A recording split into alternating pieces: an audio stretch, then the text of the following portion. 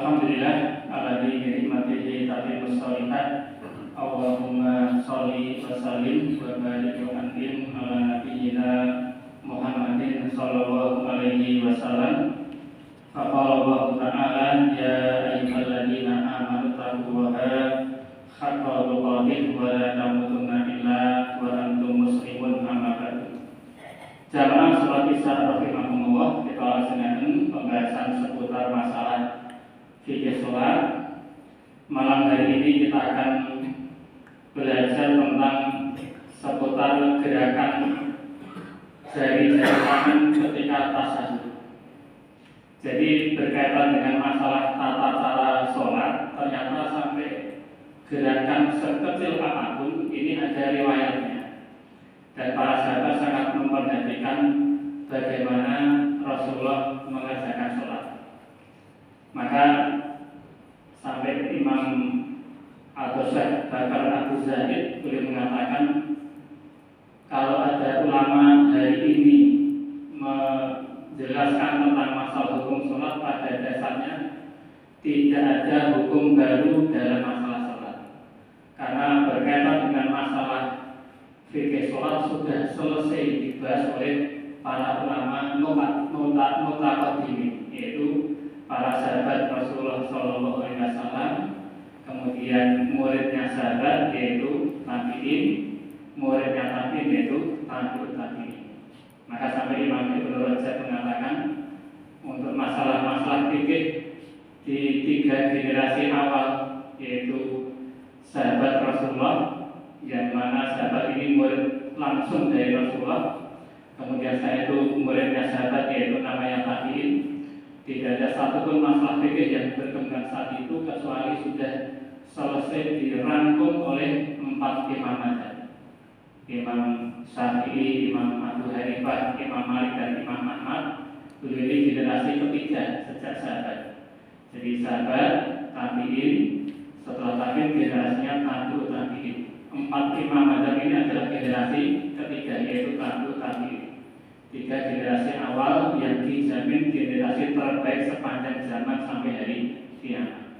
Maka seluruh masalah fikih pada masa sahabat dan tabi'in sudah selesai dirangkum seluruh perbedaan pendapat saat itu oleh 4 imam mazhab ini. Kemudian imam setelah itu baru kemudian beristihad tentang masalah-masalah fikih kontemporer yang muncul setelah itu.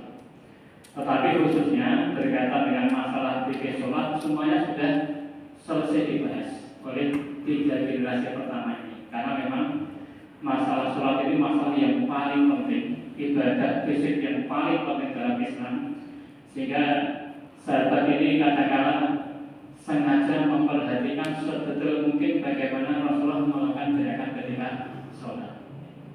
Termasuk masalah ini, yaitu bagaimana cara Rasul memposisikan jari-jarinya ketika tasyahud. Untuk masalah cara menunjukkan jari atau menggenggam jari-jari yang lain, ada 2 cara. Cara pertama adalah riwayat dari Abdullah bin Umar, hadis riwayat Imam Muslim. Abdullah bin Umar mengatakan, wa qabadu asabiyahu kullaha. Cara Rasul ketika tasyahud baik awal atau akhir adalah wa qabadu asabiyahu kullaha. Beliau menggenggam 5 jari, digenggam semuanya. Summa rafa'a bi isbihi allati tani ilham.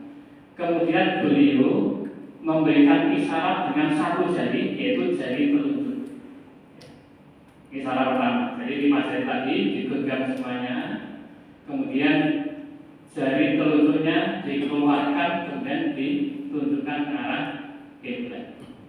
Ini berdasarkan riwayat Abdullah bin Umar dari hadis Imam Muslim. Cara yang kedua adalah dari Wa'id bin Uzair. Beliau mengatakan, wa qabadu bi usbu'aihi summa khalaqa khalaqatan wa asyara bi isbihi as-sadada. Yang artinya wa qabadu bi usbu'aihi. Pertama, Rasul itu menggenggam atau menekuk jarinya hanya 2 jari saja, yaitu jari kelingking dan jari manis. Jadi 2 jari ini ditekuk. Semua salakotan, kemudian beliau membentuk satu lingkaran dengan dua jari sisanya, yaitu jempol dengan jari tengah. Jari tengah jempol digarukkan, ditemukan sehingga membentuk lingkaran seperti ini. Kemudian wa asyara bi isbihi sababa, kemudian memberikan isyarat dengan jari telunjuk. Ini cara yang kedua. Ini hadis dari riwayat Imam An-Nasai.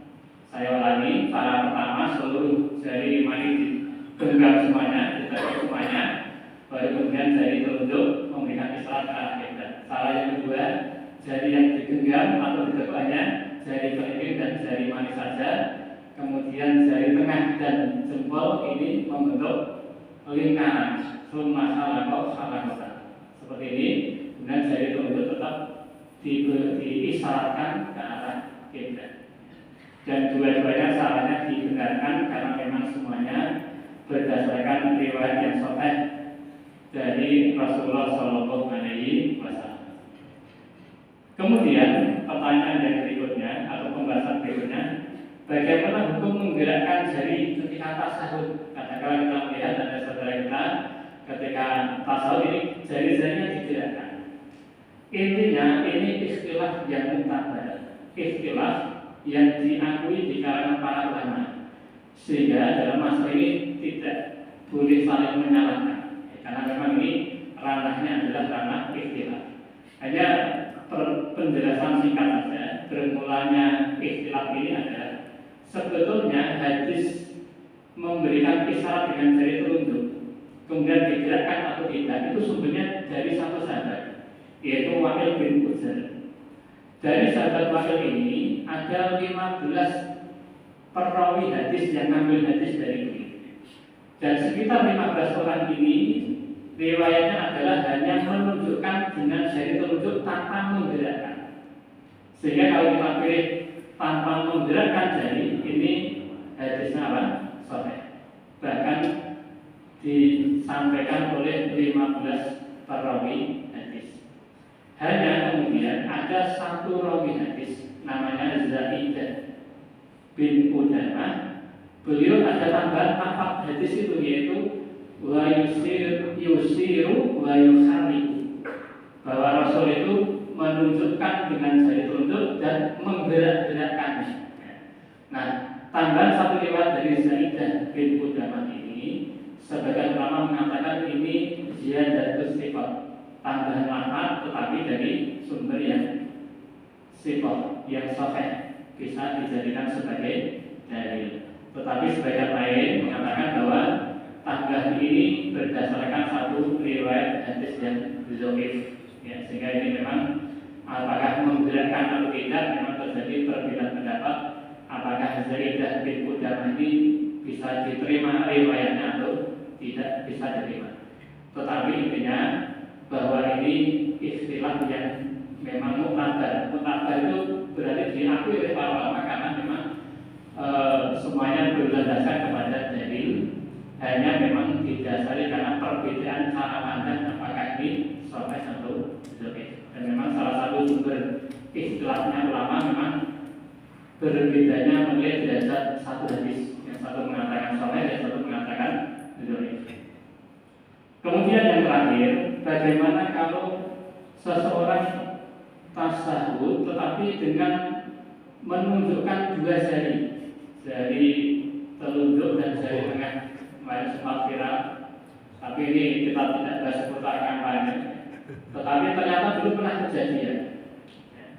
Suatu ketika sahabat Sa'ad bin Abi Waqqas itu, karena beliau sama sekali orang tidak tahu, sehingga saat itu beliau tasawuf dengan menunjukkan dua jari. Maka kemudian beliau mengisahkan, marra alayya nabiyyun wa ana ad'u bi usbu'ayya. Suatu ketika saya tasawuf dengan menunjukkan dua jari ke depan ke arah kiblat.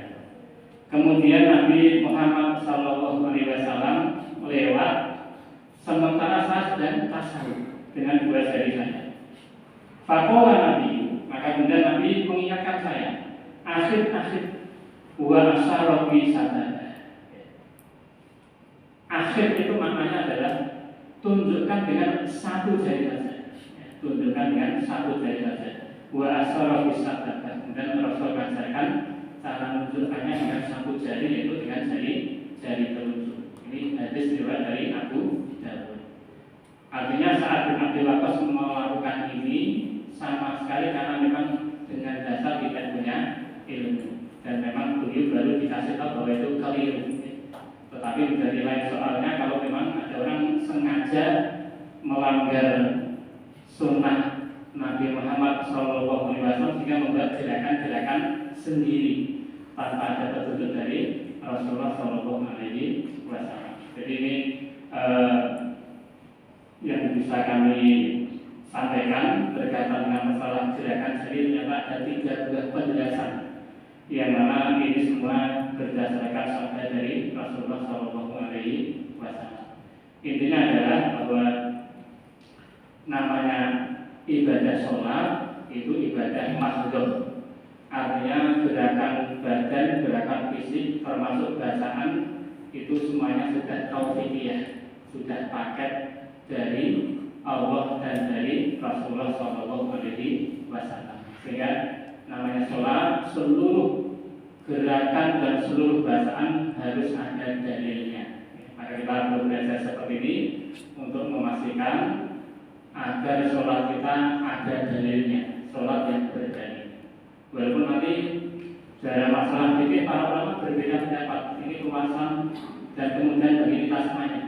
Misalnya dulu pernah kita bahas, kalau dari posisi berdiri ke sujud, apakah tangan dulu, ataukah sujud dulu, atau tangan dulu atau lutut terlebih dahulu. Ini ternyata istilah, dan ternyata semuanya juga berdasarkan pada hadis dan sahih semuanya. Bahkan riwayat Abu Dawud semuanya. Nah, istilah seperti ini malah memudahkan. Akan menyulitkan kalau ketika kita sujud harus tangan terlebih dahulu. Ini akan menyulitkan beberapa orang dengan kondisi apa?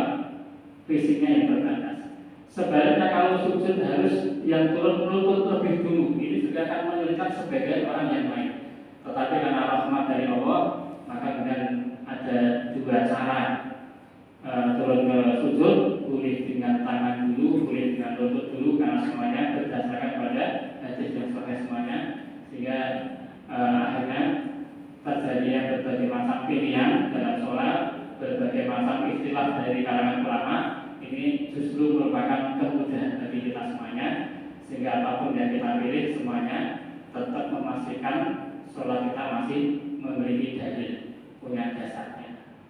Ini sedikit yang bisa kami sampaikan berkaitan dengan masalah seputar gerakan jari ketika tasawuf. Saya kira demikian, mudah-mudahan ada manfaatnya. Alhamdulillahirabbil alamin. Assalamualaikum warahmatullahi wabarakatuh.